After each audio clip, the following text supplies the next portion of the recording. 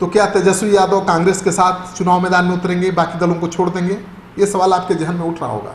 नमस्कार, city post में आपका स्वागत है। मैं हूं श्रीकांत प्रत्युष। बिहार में कोरोना का संकट लगातार बढ़ता जा रहा है, लेकिन इस संकट के बावजूद बिहार की राजनीति काफ़ी तेज हो गई है, क्योंकि 4 महीने बाद विधानसभा चुनाव है। बीजेपी जेडीयू दोनों चुनाव की तैयारी में जी जान से जुटे हुए हैं और अमित शाह तो 9 तारीख को 1 लाख लोगों से जुड़ेंगे वीडियो कॉन्फ्रेंसिंग के जरिए। तो उनकी पार्टी ऑनलाइन इलेक्शन कैंपेन शुरू कर चुकी है और तेजस्वी यादव इससे नाराज दिख रहे हैं। तेजस्वी यादव दरअसल चुनाव के मूड में अभी दिखते ही नहीं हैं, या तो उसके लिए वो तैयार नहीं हैं। तेजस्वी यादव से आज भी पत्रकारों ने यही सवाल पूछा कि आप क्या चाहते हैं, चुनाव समय पर होना चाहिए या टाल देना चाहिए? तेजस्वी यादव ने कहा कि ये तो चुनाव आयोग तय करेगा, जब हमसे राय लेगा तब हम अपनी बात कहेंगे।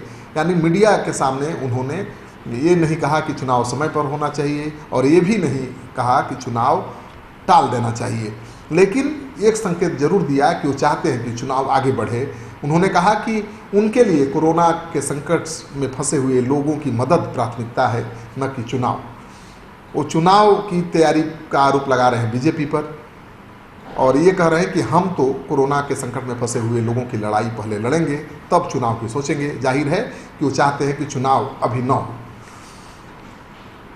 लेकिन सबसे बड़ा सवाल कि तेजस्वी यादव चुनाव में अकेले मैदान में उतरेंगे या सहयोगियों के साथ उतरेंगे। आपको पता है कि तेजस्वी यादव की पार्टी आरजेडी सबसे बड़ी पार्टी है।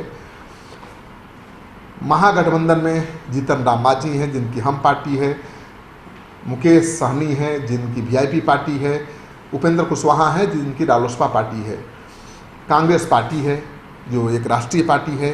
तो कांग्रेस पार्टी आरजेडी के साथ ये 3 क्षेत्रीय दल हैं जो मिलकर महागठबंधन बनाते हैं। लेकिन पिछले कुछ दिनों से दिख ही नहीं रहा है कि महागठबंधन के नेता एकजुट हैं, एक मंच पर नहीं दिख रहे हैं, एक दूसरे के साथ खड़े नहीं दिख रहे हैं, एक दूसरे के साथ सत्ता पक्ष की घेराबंदी करते कभी नहीं दिखे। सब अलग अलग अपना कार्यक्रम कर रहे हैं और सबसे खास बात यह है कि मुकेश सहनी, उपेंद्र कुशवाहा, जीतन राम मांझी हमेशा एक साथ दिख रहे हैं और ये माना जा रहा है कि तेजस्वी यादव पर विधानसभा चुनाव में ज़्यादा से ज़्यादा सीट देने के लिए दबाव बनाने के खातिर ये नेता गोलबंद हो रहे हैं। लेकिन जिस तरह से तेजस्वी यादव से आज सिटी पोस्ट ने सवाल किया कि क्या जीतन राम मांझी, उपेंद्र कुशवाहा, मुकेश सहनी जो अलग थलग दिख रहे हैं, क्या साथ चलेंगे, क्या उनसे आप बात करेंगे? क्योंकि उनका आरोप है कि तेजस्वी यादव भाव नहीं देते, उनसे बात नहीं करते, उनसे सलाह नहीं लेते। तो तेजस्वी यादव ने साफ कह दिया कि उनसे बातचीत करने का काम वो नहीं करेंगे, बल्कि उनकी पार्टी के प्रदेश अध्यक्ष जगदानंद करेंगे। तेजस्वी यादव जी, आपके सहयोगी दल क्यों आपके ऊपर निशाना साधते हैं? जीतन राम मांझी ने कहा निशाना साधते हैं, उन्होंने कहा कि जाति की राजनीति करते हैं। कौन? जीतन राम मांझी। मामला की जानकारी नहीं होगी, जानकारी पहुंचा दिया जाएगा। अब सबसे मिलेंगे, बात करेंगे, अब तो चुनाव आ रहा है। जगदा बाबूजी को जिम्मेदारी है, वो देखेंगे अपना क्या करना है।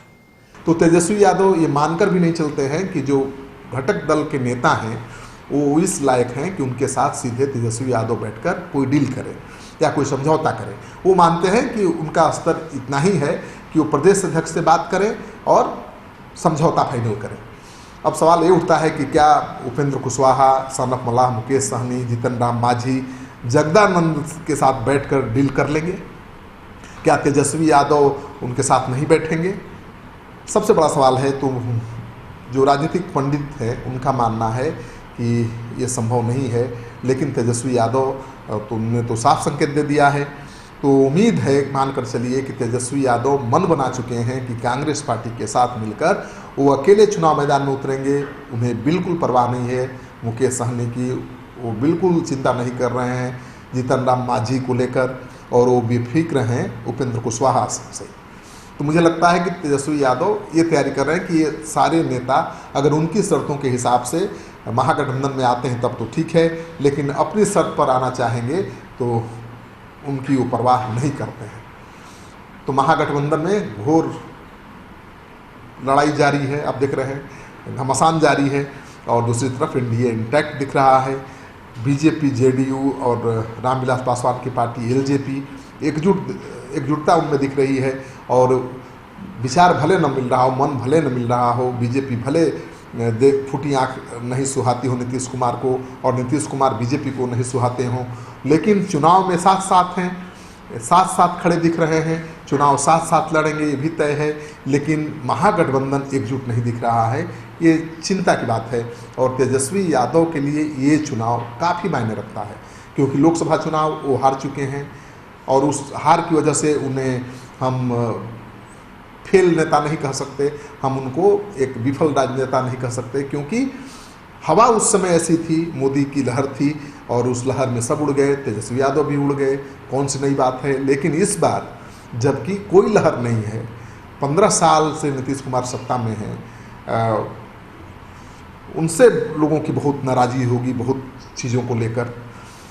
ऐसे में भी अगर तेजस्वी यादव नीतीश कुमार को मुकाबला नहीं दे पाते हैं, कड़ी चुनौती नहीं दे पाते, टक्कर नहीं दे पाते हैं, अपनी पार्टी को सत्ता में नहीं ला पाते हैं, तो आगे की राह उनकी मुश्किल हो जाएगी। तो मानकर चलिए कि इस बार जो चुनाव होगा काफ़ी दिलचस्प होगा और ये चुनाव तेजस्वी यादव के भाग्य का फैसला करेगा। ये चुनाव ये तय करेगा कि बिहार का नेतृत्व आगे भी ये जो हमारे बुजुर्ग नेता हैं उनके ही हाथों में रहेगा या फिर युवा वर्ग आगे आएगा।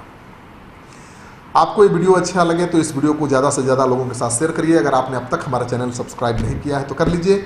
आपका सहयोग, समर्थन और एक सब्सक्रिप्शन सिटी पोस्ट की टीम का हौसला बढ़ाने के लिए काफ़ी है। धन्यवाद।